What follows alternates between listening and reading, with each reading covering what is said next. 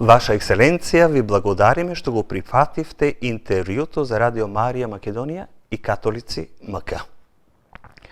Кој е поводот за вашиот престој во Македонија и што значи за црквата во Македонија и католиците како мало стадо? Well, thank you for this opportunity to speak to the Catholic community and the wider community here in North Macedonia.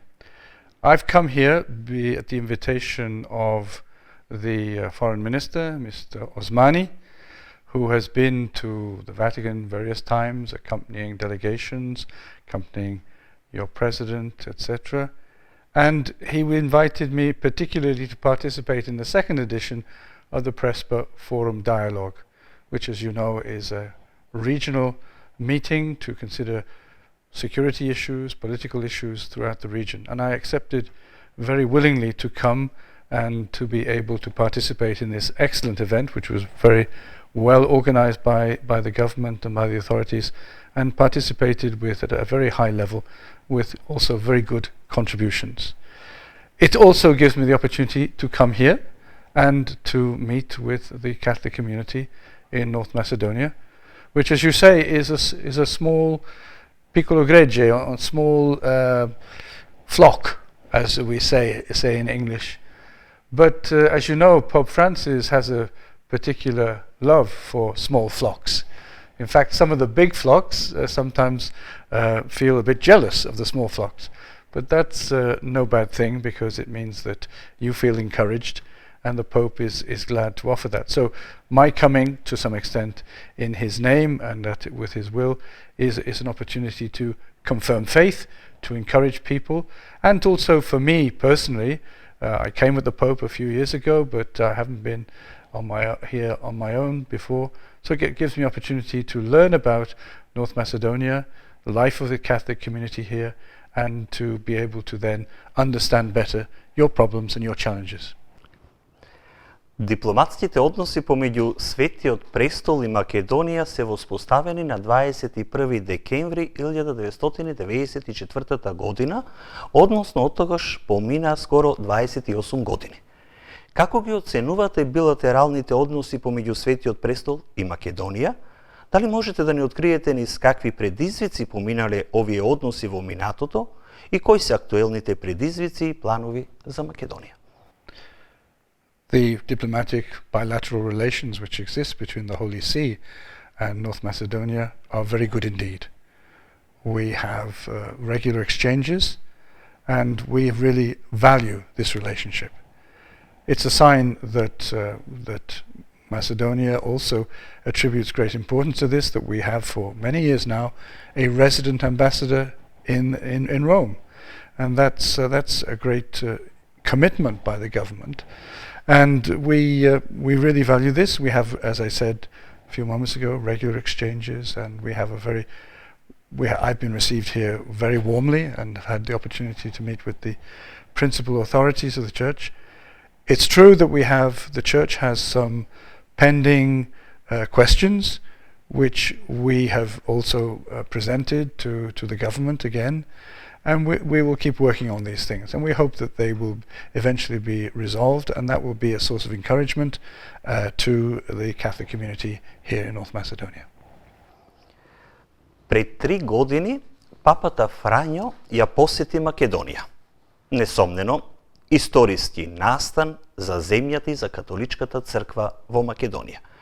Но дали тоа беше само јасен показател за добрите билатерални односи, и дали можеме да очекуваме уште потесна соработка во односите на двете држави и на кои полиња? The visit of the Holy Father 3 years ago happily coincided with the 25th anniversary of the establishment of diplomatic relations between North Macedonia and the Holy See. So this was a great way to commemorate. It was a very successful visit, and I think the Pope was completely satisfied. Again, there was a warm welcome. There was great attention by the authorities.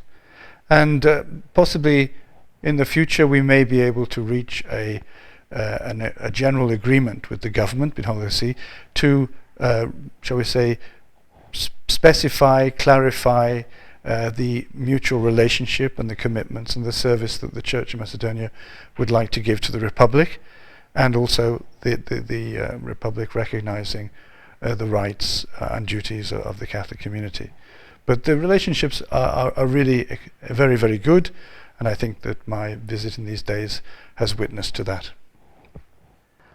Папата Фрањо повеќе години зборува за светска војна во делови. Од февруари оваа година војната е присутна и на европско тло преку војната во Украина. Постои страф од проширување на војните действија и на други држави. Пред некое време и самите бевте во посета на Украина и лично ги видовте последиците од ужасите на војната. Од самиот почеток на избувнувањето на тој конфликт, ватиканската дипломатија постојано бара пат до диалог кој ќе води до мир. Но колку е возможно да се воспостави праведен мир во свет во кој владее неправдата? Дали е возможен мир во свет кој владее неправда во економијата, во меѓународните односи, во екологијата, кон мигрантите, кон верските малцинства, кон жените? I believe that the experience of the war in Ukraine, which I witnessed myself, as you say, a few weeks ago, is a great wake-up call to humanity, because the war took us by surprise. Many of us, I think, in Europe thought that no war could ever take place on the old continent again after the Second World War, with the terrible losses and damage that that brought about. But it has happened again, and therefore it is a cry to the rest of the world. First of all, we have to pray and hope that this terrible conflict will come to an end, and come to an end quickly, and that it may help us to avoid other conflicts. It's true that in the old world, in the ancient Roman world, they said if you want to keep peace, you prepare for war. I think we should think about, if we want to avoid war, we have to consolidate peace. We have to listen to and address the issues of injustice, of inequality, and listen to the voices of the voiceless, and what their problems are, if we're going to avoid the expansion of this war, which is a terrible prospect. That would be really what most of the international community is working for, is to assist Ukraine in its efforts to defend its territory and resolve this terrible aggression to which it's been subject. But we also have to think about that the international community is committed to avoiding the expansion of the war, which would be terrible, with all sorts of terrible prospects in the way. So we have to try and work on that. Now, the Pope has pointed out 3 things that he believes are necessary, perhaps in almost any society, if we are to avoid conflict, and conflict that then leads into greater expansive conflict, hatred, and potentially into conflict and war. First of all, the Pope says we should encourage dialogue between the generations. Secondly, he talks about education as a key factor and we have to work for freedom, responsibility, and development. If we're working on these fronts, we will be going a long way to avoiding situations which can lead to war. And, or shall we say, the other side of the coin being that we'll consolidate and guarantee peace.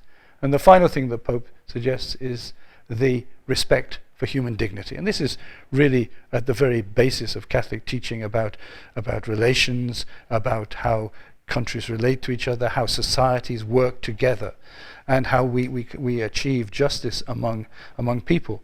Human dignity. And as we can see in the terrible conflict with the hundreds, thousands of deaths in Ukraine, human dignity is what is not being respected. Македонската православна црква, Охридска архиепископија, ја испишува својата историја овие денови. Познати се добрите односи на Македонската православна црква, Охридска архиепископија и Католичката црква. На кои полиња ја гледате понатамошната соработка со православната црква и предизвиците на полето на екуменската соработка? Well, I've just come back from visiting His Beatitude Archbishop Stefan. We had a very cordial exchange and conversation. they are obviously very attached to the relationship between the Macedonian Orthodox Church and the Holy See and the Catholic Church in general. So I think there's almost an infinite amount of cooperation we can do. We can continue the dialogue. We met there with people who've studied at the pontifical universities in Rome, and the Archbishop is very committed to the fact that these scholarships should continue through the good offices of the dicastery for the promotion of Christian unity. And I'm sure that that will continue, but also on some of the issues in the region, some of the political and social issues which face this region of the Western Balkans, I think the churches should be seeking every way to be making a positive contribution and to be able to assist and encourage particularly the politicians and the civil leaders who at this time are under great pressure, we have to say. And there are many challenges in the way that the future of North Macedonia in Europe, the future of its relations throughout the rest of the Balkan region. And I think the churches, and the Christian churches in particular, and other religious bodies through interreligious and ecumenical dialogue can make a very significant contribution. So I'm very encouraged by the meeting with His Beatitude. I think there we've established yet confirmed a good relationship, which for our part, as part of the Secretary of State, we will obviously continue, and we'll be referring to the Holy Father on this very positive and optimistic dimension to the mission we've completed here. Ваша екселенција, мотото за посетата на папата Фрањо во Македонија беше "Не бој се мало стадо". Што би порачале вие на ова мало стадо католици во Македонија? Well, fear for everybody, whether it's for a little flock or for anybody else, is not a good thing. It's a negative feeling, and the Pope has always been combating that, as did his predecessor John Paul II. He was always saying, don't be afraid, go forward. And that's certainly the message which the Holy Father would be sending to the Catholics, both Latin and Greek, here in Macedonia. It's true, numbers are modest, but even so, there is a contribution to be paid. After all, this is a Catholic community, and one of the things I've noticed in these few days I've been here is that there is a danger of people being rather closed in their ethnic or their religious or their cultural identity. I'm not saying we are exemplary, but certainly our Catholic identity invites us to think beyond, out of the box, not just what is in the interest of our Catholic community, what is in the interest of the greater community, and to draw on the cultural and religious tradition that is proper to the Catholic Church. That's what it means to be Catholic, to be universal. And the more that we can encourage people to open up to others, I think that that's a great contribution that the Catholic community here, modest community, but can be making to society throughout here. And I think that we Catholics should be doing their very best to make a contribution for the building of this nation, for the assisting in a prosperous and optimistic future, particularly for your young people, offering them, shall we say, alternatives to emigration and to looking outside, but really to saying here in this beautiful and wonderful country, there is a future for everybody. And that, I think, is what we are working for and what we hope to see as well in the future. Your Excellency, thank you very much. Thank you very much, Father.